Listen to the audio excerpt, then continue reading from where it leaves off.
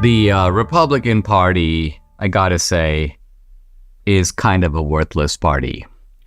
I say this not as my considered judgment. It's certainly not a long-term judgment on the Republican Party, but it is my feeling about the Republican Party right now. Why? Because it's so frustrating. These are the people who are standing against the police state. At least they should be. They are the only bulwark against the police state. They are in a position, they have power to be able to improve things, change things. Not necessarily maybe now to fix everything, but at least to put things on the road to being fixed. And yet they kind of won't do it. They won't get their act together. They have become not only content with failure, but in some ways almost proud of it. This is, by the way, not the Republican Party that came together in 1854 with a strong resolution to develop an effective anti-slavery campaign. This is not the party of Abraham Lincoln anymore. It's now the party of Ronna McDaniel. It's now the party of a lot of weaklings and invertebrates, and some people who have also just become far too contented feasting in the swamp. Now, I'll start with Ronna McDaniel because Ronna McDaniel has been a horrible head of the RNC, a complete disaster. You can tell just even listening to her that she's out of her league. She is, I remember thinking back to the Reagan years when we had political strategists running the RNC, and those guys were tough, they were smart, they were cosmopolitan, they were ruthless, but they had, they were city guys, but they had country roots. They understood coalitions. They were pragmatic, and what a pathetic fall from those guys to Ronna McDaniel. Most recently, in the Virginia election, the head of the Virginia GOP, this is a guy named Larry O'Connor. This is a guy named Rich Anderson, chairman of the RPV, the Republican Party of Virginia. He went to Ronna McDaniel. He said it's a very close election in a really important state. The Virginia GOP is holding on by a thread to the lead in the House of Delegates. They're in striking distance of taking the Senate. He goes, we need $1 million. I mean, a pittance. And Ronna McDaniel goes, no, I'm not doing it. The RNC basically provided no support.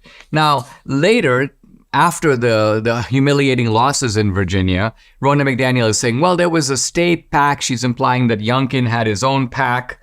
And by the way, we're talking here about Glenn Youngkin, who defeated the odds to beat Terry McAuliffe. And this is a guy who has actually taken Virginia, which had been trending blue, and sort of pulled it back to the center. He's the guy who has helped give Virginia a chance for Republicans to win. And Ronna McDaniel is blaming this guy when it's not completely, but largely, let's say, her fault. So this is a complete disgrace. Anyone with Ronna McDaniel's catastrophic record, 2020, 2022, now 2023, failure upon failure upon failure. I mean, failure is basically her defining characteristic, would step down. But the obstinacy with which, these are people who are weak-kneed about everything except holding on to their perks, holding on to their jobs. Complete disgrace. Vivek Ramaswamy called her out in the Republican debate, and apparently her reaction was to bash Vivek and say, basically, I'm not giving him a cent, as if it's her money. She gets this money from donors. It's for the advancement of the Republican cause. I'm not going to assign any of it to Vivek because he said he wants me to resign. That's case number one. Now we go to case number two. 70 House GOP members vote to give $300 million plus to the FBI to build a new building in Washington, D.C., a magnificent headquarters. Now, digest this for a minute. The FBI told Newsweek that they are targeting MAGA Republicans. They're creating a special category. And Republicans know that they are in the crosshairs of the FBI, not to mention the other police agencies of government. Why would you want to bankroll the very people who are criminally targeting you? What kind of insane behavior is this? How can someone with an R at the end of his name vote for this? So this is the sort of sputtering frustration I feel when I read this kind of stuff. I say to myself, we have a serious problem inside our own party, and this, of course, is disabling us from being able to block the police state. No wonder the police state is advancing so rapidly. The opposition against it is so divided, so confused, and so weak. And here's my example number 3. Marjorie Taylor Greene introduces a resolution to impeach Mayorkas. Now, Marjorie Taylor Greene may be a controversial figure. There may be some Republicans who don't really like her style.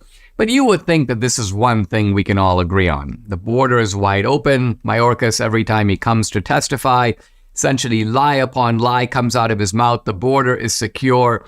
This guy is a complete unmitigated disgrace. And I saw from Rasmussen today, surveys show that overwhelming majorities of Republicans, substantial majorities of independents, and even a pretty clear majority of Democrats agree that the border needs to be secure. So if there's one thing you think Republicans could do, it's impeach Mayorkas. But no, 8 Republicans vote against it, and because the Republican majority in the House is razor thin, it fails. It now goes to committee. 1 or 2 Republicans, of course, in a very classic Republican idiot style, are like, well, we should impeach Mayorkas, but this is not the right way to go about it. So the way that is actually being proposed, that is going forward, is to be set aside in favor of some other hypothetical way that has no immediate prospect of being realized. This, alas, is the Republican Party. We don't really have anything else. So how frustrating it is that this is what we got. Recently, the G20 group announced it welcomed discussion of the effects of implementing central bank digital currencies in their countries. Now, these digital currencies could allow the government to track every purchase you make. They could allow officials to prohibit you from purchasing certain products or freeze or seize part or all of your money. In essence, they give the government full control over your finances. Not good. Concerned Americans are diversifying their assets into physical gold with the help of Birch Gold Group. If you want a physical asset held in a tax-sheltered retirement account, you should call Birch Gold. Debbie and I, customers, we buy our gold through Birch Gold. But find out for yourself. Text Dinesh to 989898. They'll send you a free information kit on gold.